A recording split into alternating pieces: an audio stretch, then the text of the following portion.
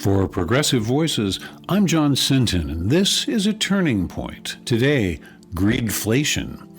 Inflation is not political, but everything's political these days, so spin away D's and R's. Each has a predictable explanation that blames the other, while the truth is the economy has recovered from the pandemic, but some prices have not come down. Things cost more today than they did yesterday, especially consumer goods like groceries, and the Fed's efforts to check inflation by raising interest rates has worked well, even as it has hurt the housing market. The biggest culprits, we're to believe, are minimum wage increases, that's the Republican argument, and the long recovery from the pandemic, which interrupted supply chains and left sellers with reduced inventory against resurgent demand as the COVID-19 emergency receded.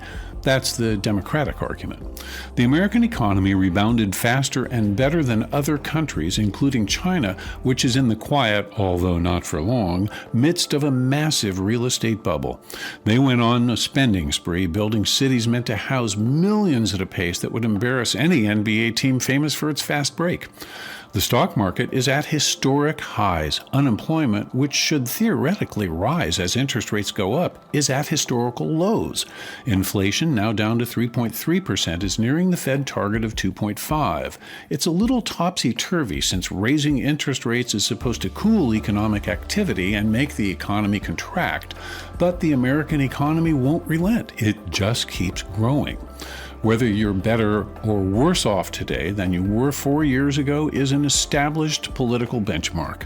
People tend to vote their pocketbooks, so it's in the right-wing media's interest to lie openly. They have a candidate to elect, and as James Carville famously advised Bill Clinton, stay away from the interns. Oh wait, that's a different column. He told Clinton, it's the economy, stupid, and yes, it's always the economy, stupid. People don't fact check, so when they hear that crime is rising in major cities, it isn't. Reported carjacking incidents fell by 5% in 10 reporting cities. Reports of residential burglaries are down 3%, non-residential down 7%, larcenies down 7%, all decreased in 2023 compared to 2022. When they hear that inflation is skyrocketing, well, it isn't. It rose to 8% in the throes of the pandemic, but has fallen pretty consistently since. And when they hear that the stock market is crashing, it isn't. If you were early to buy the AI chip maker NVIDIA, you are looking pretty smart right now since it is outperforming a very good stock market like it's the Harlem Globetrotters and the Dow Jones is the Washington Generals. And that's the end of my homage to the NBA Finals. Unemployment is at an all-time high, they say. Well, it isn't. 4% represents a healthy picture of an expanding market as witnessed by the 272,000 jobs gained in May versus the predicted 180,000. The problem is that people are uninformed and misinformed. There is a perception gap that owes its perniciousness to right-wing media. And since perception is reality, countless millions of Americans simply don't know any of the facts. According to a recent Harris poll cited by the New York Times, and I'll quote here, 55% of Americans believe the economy is shrinking. 56% believe that the United States is in a recession. 49% think the S&P stock index is down for the year, and 49% believe, incredibly enough, that unemployment is at a 50-year high. An overwhelming majority of Americans, 77%, believe that crime is rising, one of the most pessimistic assessments in a generation, unquote. Not to let the left off the hook, I have to point out that real people are feeling a real squeeze. That's not misperception.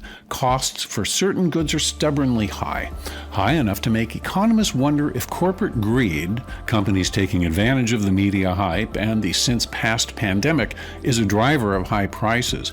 The popular political argument is that granting entry-level workers a living wage will be the death of America's best first job, a McDonald's slogan. Well, the fact is McDonald's has been raising prices for a long time. A Quartz expose shows that the hamburger chain has raised prices 100% in the last decade, long before the pandemic or new minimum wage standards were even imagined, and way ahead of inflation.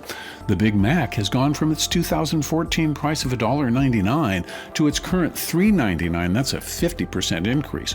The double cheeseburger has gone from $1.19 in 2014 to $3.19 today. today an increase of 168%. Starbucks is also consistently raising prices. They love to poor mouth, saying they can't afford to increase pay to workers, but they are being sued by both associates and the federal government for unfair labor practices.